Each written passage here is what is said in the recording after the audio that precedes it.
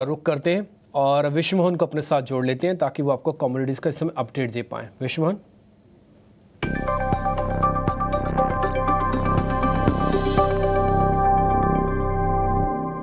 चलिए कमोडिटी 10 बजे 10 मिनट की शुरुआत करते हैं। कल एनसीडीएक्स पर जितने भी एग्री कमोडिटी थे सभी लाल निशान में बंद हुए थे, लेकिन आज सिर्फ हल्दी को छोड़ दे तो आज भी सारे ही काउंटर कमजोरी के साथ कारोबार कर रहे हैं। लेकिन चलिए टॉप 10 कमोडिटी का रुख करते हैं।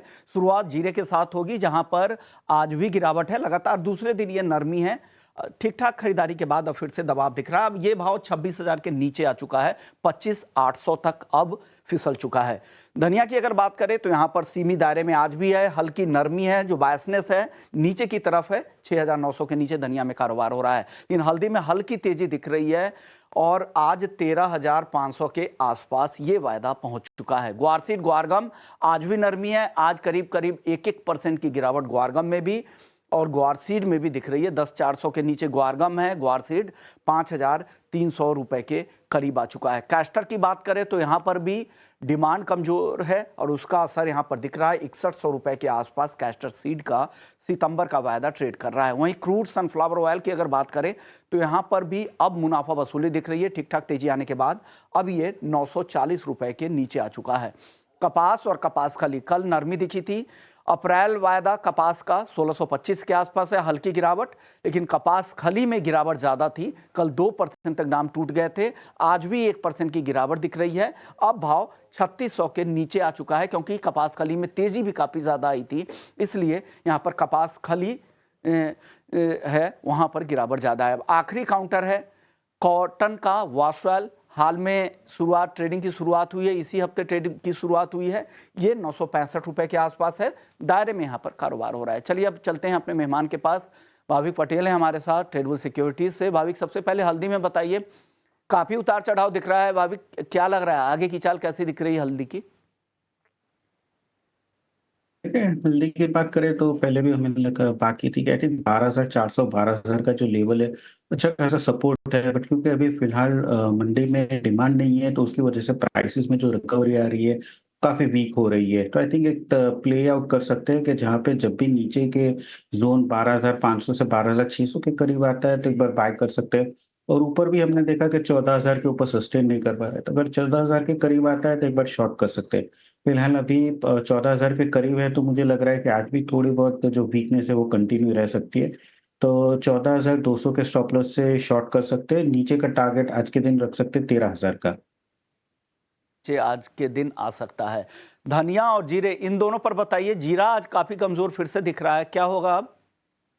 देखिए, मिड ऑफ जुलाई से हमने देखा है कि जीरा जो है वो एक छोटे रेंज में ही ट्रेड कर रहा है, कि जहाँ पे ऊपर वो 27,000 के ऊपर नहीं जा रहा है और नीचे अगर देखें तो 25,000 के नीचे नहीं जा रहा है। आई थिंक यही एक रेंज आ चुकी है। तो मुझे अभी फिलहाल लग रहा है कि यहाँ से ज़्यादा करेक्शन नहीं आ सकता है, ज़्यादा तेज़ी भी नहीं आ रही है। बट क्योंकि लगातार 25,000 का जो लेवल है वो सपोर्ट ले रहा है, तो यहाँ से मैं बाय की रिकमेंडेशन दूंगा। ऊपर का टारगेट रहेगा आज के दिन 26,600 का और नीचे का स्टॉप लॉस रहेगा 25,200 का। 20,600 के टारगेट के साथ जीरा खरीदने की सलाह है। ग्वारगम और ग्वारसीड आज फिर से कमजोरी दिख रही है यहाँ पर, क्या गिरावट और बढ़ सकती है क्या? देखिए, मेजर गिरावट तो मुझे नहीं लग रही है। मेजर गिरावट तो आई थिंक सितंबर के बाद ही पता चलेगा कि कितना स्विंग हुआ है।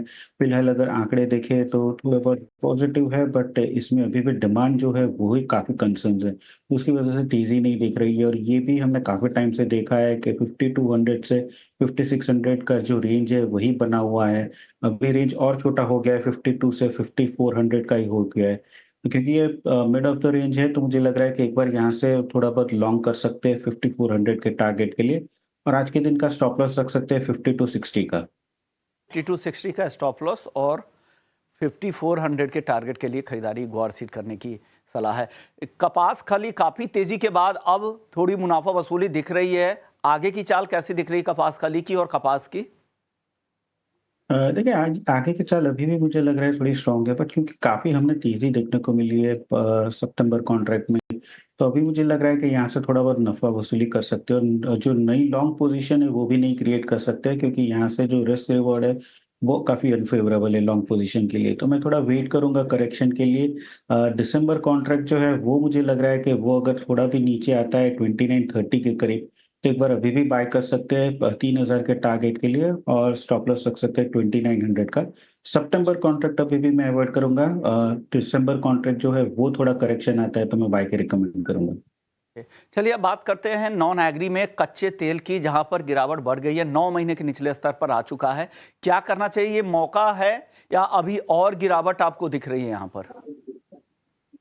देखिए फैक्टर्स तो सारे फंडामेंटल्स नेगेटिव ही है। शायद यहाँ से टेक्निकल बाउंस बैक ज़रूर से दिख सकता है, क्योंकि कल हमने नियरली 5% का करेक्शन देखने को मिला है। बट ओवरऑल मेजर यहाँ से रैली अभी भी मुझे नहीं लिख रही है, तो आज के दिन भी थोड़ा वेट कीजिए। और थोड़ा भी उछाल आता है तो मुझे लग रहा है कि जो ट्रेंड है नेगेटिव वही कंटिन्यू रह सकता है। तो 5960 के करीब शॉर्ट कर सकते हैं सितंबर कॉन्ट्रैक्ट 5860 के टारगेट के लिए, और स्टॉप लॉस रख सकते हैं 6010 का। गोल्ड और सिल्वर में बताइए। गोल्ड तो अब दायरे में ही दिख रहा है, नॉन फार्म पेरोल के आंकड़े का इंतजार है बाजार को, और लेकिन चांदी में थोड़ी गिरावट बढ़ी है। क्या करना चाहिए अब 71,500 83,000 पे चांदी में? आपने सही बताया। देखिए आई थिंक फ्राइडे से पहले मुझे नहीं लग रहा कि सोने में कोई बहुत तेजी आ सकती है या अभी मंदी आ सकती है। आई थिंक लोग साइडवेज ही है, बट सोना अभी भी थोड़ा पॉजिटिव है, 2500 के ऊपर सस्टेन कर रहा है। तो सोने में मेरी बाय कॉल होगी और चांदी में मेरी सेल कॉल होगी। सबसे पहले सोने की बात करें तो अक्टूबर कॉन्ट्रैक्ट अराउंड 71,380 पे बाय कर सकते हैं 71,600 के टारगेट के लिए, और स्टॉप लॉस रहेगा 71,220 का। पर चांदी की बात करें तो क्योंकि यूएस के जो मैन्युफैक्चरिंग पीएमआई वीक आए, चाइना का भी वीक आया है, तो आई थिंक चाइना मुझे लग रहा है कि अभी भी और गिरावट आ सकती है। तो दिसंबर कॉन्ट्रैक्ट चांदी बेच के चल सकते हैं 83,700 के करीब, 83,000 के टारगेट के लिए, और 84,200 का स्टॉप लॉस रख सकते हैं। ओके, एक छोटा जवाब दे दीजिए, कॉपर में क्या लग रहा है अब? कॉपर में मुझे लग रहा है कि आई थिंक ओवरऑल अभी भी ट्रेंड जो है वो नेगेटिव रह सकता है। तो आज के दिन बेच के चल सकते हैं अराउंड 788 780 के टारगेट के लिए, और 792 का स्टॉप लॉस रहेगा। ओके, चलिए शुक्रिया भाविक, आपने वक्त निकाला और एग्री और नॉन एग्री मार्केट पर अपनी राय रखी। वक्त है ब्रेक।